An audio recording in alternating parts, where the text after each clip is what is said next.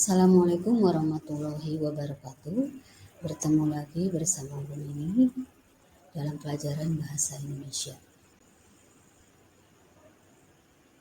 Materi pelajaran hari ini adalah hikayat, di mana kita akan mempelajari pengertian tentang hikayat, penggunaan kata arkais, nilai-nilai dan kebahasaan hikayat.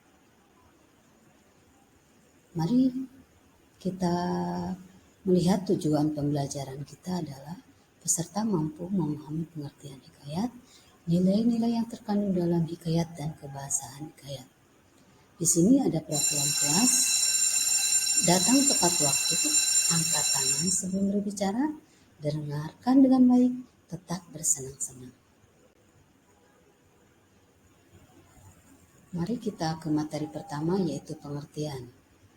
Pengertian hikayat diturunkan dari kata bahasa Arab haka yang mempunyai arti menceritakan, menirukan, mewartakan, menyerupai, berkata, meneruskan, dan melukiskan.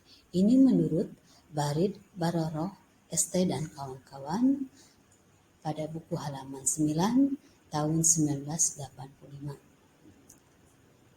Sastra hikayat adalah sastra yang lama ditulis dalam bahasa Melayu. Sebagian besar kandungan ceritanya berkisar dalam kehidupan istana. Unsur rekaan merupakan ciri yang menonjol dan pada lazimnya mencakup bentuk prosa yang panjang. Ini juga menurut Barid Baroroh, ST dan kawan-kawan pada halaman 9 tahun 1985. Masih arti dari hikayat adalah karya sastra lama Melayu berbentuk prosa.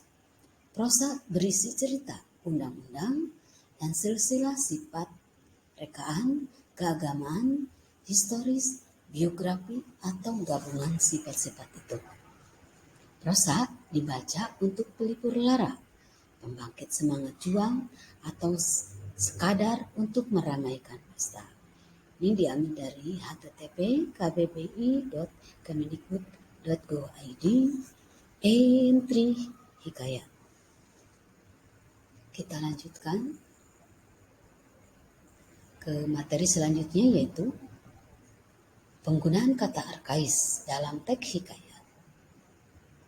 Sebagai teks sastra lama menggunakan kata arkais di dalamnya. Kata arkais adalah kata yang sudah tidak lazim digunakan pada saat ini. Hal ini tentu berbeda dengan bahasa yang digunakan dalam cerita pendek yang lebih populer.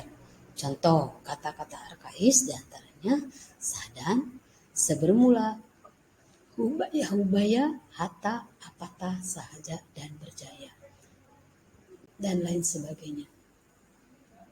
Kita lanjut lagi ke materi, yaitu nilai-nilai yang terkandung dalam hikayat biasanya adalah nilai agama. Nilai agama yaitu nilai yang berhubungan dengan keagamaan. Yang kedua, nilai sosial yaitu nilai yang berhubungan dengan masyarakat. Yang ketiga, nilai budaya yaitu nilai yang berhubungan dengan budaya masyarakat. Yang keempat yaitu nilai moral yaitu nilai yang berhubungan dengan moral. Nilai edukasi yaitu nilai yang terakhir yang berhubungan dengan pendidikan. Materi selanjutnya yaitu kebahasaan hikayat. Satu diantaranya konjungsi urutan waktu. Sebagai teks yang menggambarkan sebuah alur cerita, hikayat dan cerpen tidak dapat lepas dari penggunaan konjungsi urutan waktu. Konjungsi urutan waktu digunakan untuk menyatakan urutan sebuah kejadian berdasarkan waktu terjadinya, baik itu sebelumnya, saat ini, maupun setelahnya. Contoh, kisah atau al-kisah, bermula atau sebermula, arkian, hatta atau kalakian, syahdan, dan maka.